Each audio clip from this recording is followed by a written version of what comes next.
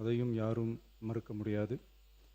ஆனால் நம்ம தமிழ் வெறும் மொழி மட்டுமல்ல, பேசினா வர்ற ஓசை மட்டுமல்ல, திரும்பவும் சொல்கிறேன், தமிழ் ஒரு மொழி மட்டுமில்லை, அது நம்ம உயிர், அது நம்ம உணர்வு.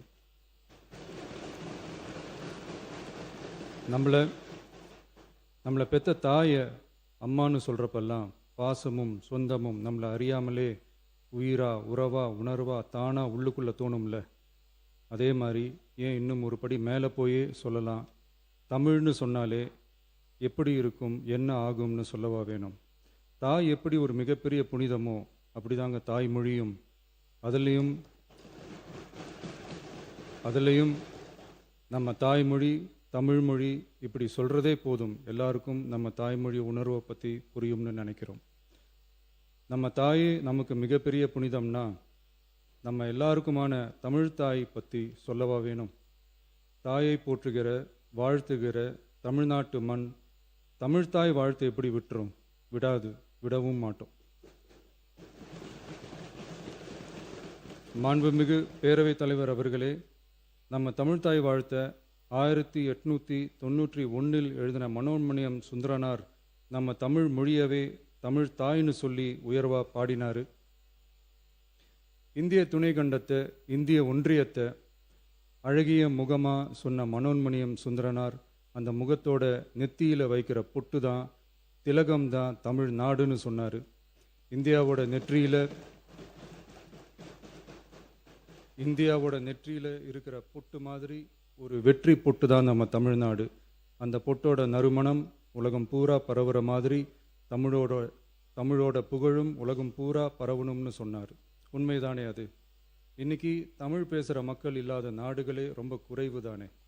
தமிழும் தமிழனும் இல்லாத நாடு எது? திரும்பவும் சொல்லலாம், தமிழ் ஒரு மொழி மட்டுமல்ல, அது ஒரு பண்பாடு, அது ஒரு நாகரிகம், அது ஒரு சிந்தனை, அது ஒரு அன்பு.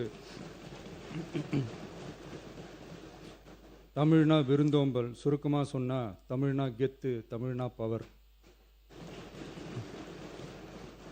அந்த தமிழோட புகழ சொல்கிற தமிழ்தாய் வாழ்த்தில் அனைத்து உலகமும் இன்பமுறன்னு சொல்லி உலகத்தையே நம்ம தமிழ் உயர்த்தி பிடிக்குதே தவிர எந்த மொழியையும் எந்த மதத்தையும் எந்த இனத்தையும் ஏன் எந்த ஒரு தனி மனுஷனை கூட தாழ்த்தி பேசலை, யாரையும் கொஞ்சம் கூட காயப்படுத்தலை.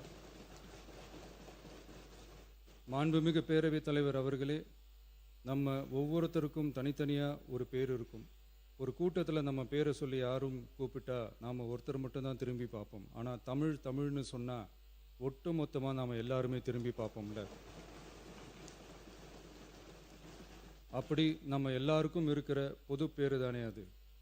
நமக்கு தமிழ்னு அடையாளத்தை கொடுத்ததே தமிழ் தானே. ஒரு பேரே, ஒரு சொல்லே, ஒரு மிகப்பெரிய வரலாறுனா அது நம்ம தமிழ் தான். அந்த தமிழை உயர்த்தி பிடிக்கிற தமிழை பின்னாடி தள்ளினா தமிழ்நாடு எப்படி பொறுத்திருக்கும்? ஒரு கட்சிக்கு பிரச்சனைனா சம்பந்தப்பட்ட அந்த கட்சி மட்டும்தான் போராடும். ஆனால் தமிழ்னு சொன்னால் ஒட்டுமொத்த தமிழ்நாடும் ஒன்றா வந்து நிற்கும். அதனால தான் சொல்கிறோம், தமிழ்னா உயிர், தமிழ்னா உணர்வு. உலகத்தில் தோன்றிய பல மொழிகள் காலப்போக்கில் மறைஞ்சு போய் இருக்குன்னு சொல்லுவாங்க. ஆனால் நம்ம தமிழ் காலகாலமாக நிலைச்சி நீடிச்சு நிற்கிற ஒன்று. தமிழில் என்ன இல்லைங்க, இலக்கணம் இலக்கியம்னு பல ஆயிரம் வருஷமாக இருக்கிறது நம்ம தாய்மொழிக்குத்தானே. தொல்காப்பியம், சங்க இலக்கியம், ஏன் உலகம் முழுக்க தெரிஞ்ச திருக்குறள் ஒன்று போதாதா தமிழோட பெருமையை சொல்கிறதுக்கு? இவ்வளவு பெருமை கொண்ட தமிழ் மொழியோட ஒரு அடையாளம் தான் நம்ம தமிழ்தாய் வாழ்த்து. ஒட்டுமொத்த இந்தியாவோட பன்முகத்தன்மையை உயர்த்தி பேசுகிற தமிழ்தாய் வாழ்த்து நம்ம ஊரில், நம்ம தமிழ்நாட்டில் முதல் இடத்துல தான் இருக்கணும். நம்ம இந்திய அரசியல் சாசனமே ஒவ்வொரு மாநிலத்தோட மொழிக்கும் பண்பாட்டுக்கும் பாரம்பரியத்துக்கும் பாதுகாப்பு உரிமையை கொடுத்துருக்கு தானே. அந்த உரிமையின் அடிப்படையில் தமிழ்தாய் வாழ்த்துக்கு முதலிடம் கொடுத்து தானே ஆகணும். அதானே மாநில உரிமை. அப்படிப்பட்ட தமிழ்தாய் வாழ்த்து தான் 1970 நவம்பர் 23 முதல் அரசு விழாக்களில் முதல்ல பாடணும்னு சொல்லி ஒரு அரசாணையை போட்டு அந்த செயல்பாட்டுக்கு வந்துச்சு. அதுக்கப்புறம் 2021 டிசம்பர் 17 முதல் மாநில பாடலா அங்கீகாரம் வழங்கப்பட்டுச்சு.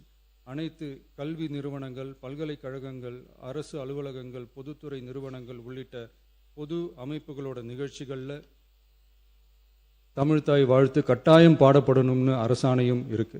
2026 ஜனவரி மாதம் 28 ஒன்றிய அரசோட கடிதத்தில் அரசு விழாக்களில் பின்பற்ற வேண்டிய சில நடைமுறைகள் வெளியிடப்பட்டது. அந்த ஆணையில் மாநில பாடல் பற்றி எந்த வழிமுறையும் இல்லாமல் இருந்துச்சு. நம் அரசு பொறுப்பேற்றதும் கடந்த மே மாதம் 27 மாண்புமிகு பிரதமர் அவர்களுக்கு மாநில பாடல்களுக்கு உரிய அங்கீகாரம் வேண்டும்னும், ஒன்றிய அரசு வெளியிட்ட ஆணைக்கு திருத்தம் வெளியிடணும்னும், மாநில விழாக்களில் தமிழ்தாய் வாழ்த்த முதல்ல பாடுறதுக்கான உரிய வழிமுறைகளை வகுக்க வேண்டும்னு சொல்லி கடிதம் எழுதியிருந்தோம். அதைத் தொடர்ந்து போன ஜூலை மாதம் 9 கடிதத்தில் மாநில பாடல் பாடப்படுவது பற்றி இருந்துச்சு. ஆனால் நம்ம தமிழ்நாட்டில் 1970களில் இருந்து தமிழ்தாய் வாழ்த்து எல்லா அரசு நிகழ்ச்சிகள்லையும் கல்வி நிறுவனங்கள்லையும் தமிழ்தாய் வாழ்த்து முதல்ல பாடுறதுவே இருக்கு. அதுக்கான அரசாணையும் இருக்கு. மாண்புமிகு பேரவைத் தலைவர் அவர்களே, தமிழ் நமது உயிர் மூச்சு, தமிழ் மொழி நமது அடையாளம், தமிழ் பண்பாடு நமது பெருமை. அதனால தமிழ்தாய் வாழ்த்தின் மரியாதையை பாதுகாப்பதில் தமிழக வெற்றி கழக அரசு ஒருபோதும் சமரசம் செய்யவே செய்யாது. தமிழ்தாய் வாழ்த்தை முதலில் பாடுவது அரசியல் அமைப்பிற்கும் இந்திய ஒற்றுமைக்கும் எதிரானதில்லை, மாறா வேற்றுமையில் ஒற்றுமைன்ற இந்தியாவோட உயர்ந்த கொள்கையை வெளிப்படுத்துறது. மேலும் தமிழ்தாய் வாழ்த்தை முதல்ல பாடணும்னு சொல்றது அரசியல் சம்பந்தமான விவாதமா மாறணுங்கிற அவசியமே இல்லை. இது தமிழர்களின் பொது அடையாளம், நம்மை வேறுபடுத்துவதல்ல, ஒன்றிணைப்பது. மாண்புமிகு பேரவைத் தலைவர் அவர்களே, தமிழ்தாய் வாழ்த்தின் கண்ணியத்தையும் தமிழின் தொன்மையையும் தமிழர் பண்பாட்டின் பெருமையையும் பாதுகாக்கும் இந்த உயரிய பணியில் இந்த சட்டமன்ற பேரவையில் உள்ள அனைத்து உறுப்பினர்களும் கட்சி வேறுபாடுகளை மறந்து ஒன்றிணைந்து அனைத்து கல்வி நிறுவனங்கள், பல்கலைக்கழகங்கள், அரசு அலுவலகங்கள், பொதுத்துறை நிறுவனங்கள் உள்ளிட்ட பொது அமைப்புகளின் நிகழ்ச்சிகளிலும் தமிழ்தாய் வாழ்த்து கட்டாயமாக முதலில் பாடப்பட வேண்டும் என்று கொண்டுவரப்படும் இந்த தீர்மானத்திற்கு அனைவரும் ஆதரவு வழங்க வேண்டும் என கேட்டுக்கொள்கிறேன். தமிழ்தாய் வாழ்த்து தொடர்பான அரசினர் தீர்மானம்.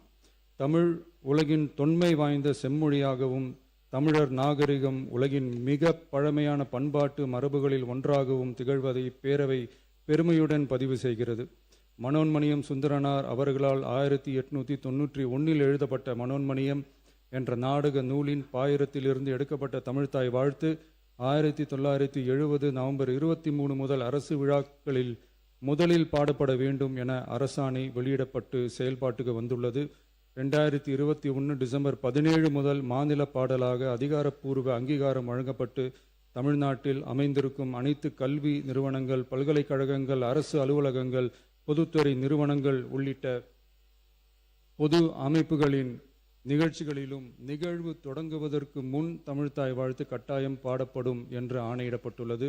இந்நிலையில் ஒன்றிய அரசின் உள்துறை அமைச்சகத்தால் 2026 ஜூலை மாதம் 9 கடிதத்தில் மாநில பாடல் பாடப்படுவது குறித்து தெரிவிக்கப்பட்டுள்ளது.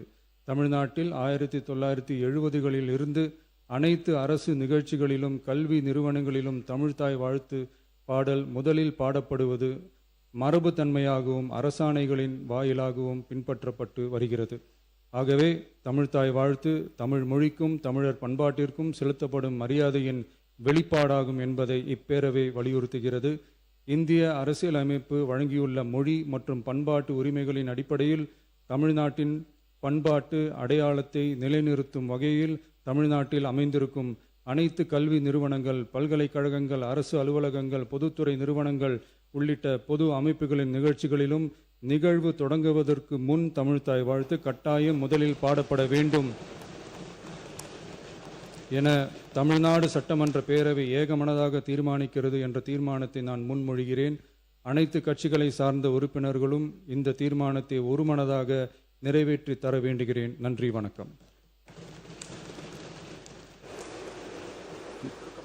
மாண்புமிகு உறுப்பினர் முனைவர் கோவி செழியன் அவர்கள் பேச வருகின்ற மாண்புமிகு சட்டமன்ற உறுப்பினர் சுருக்கமாக இதை ஒட்டி மட்டும் பேசி வரவேற்று அமைக வேண்டுகிறேன்.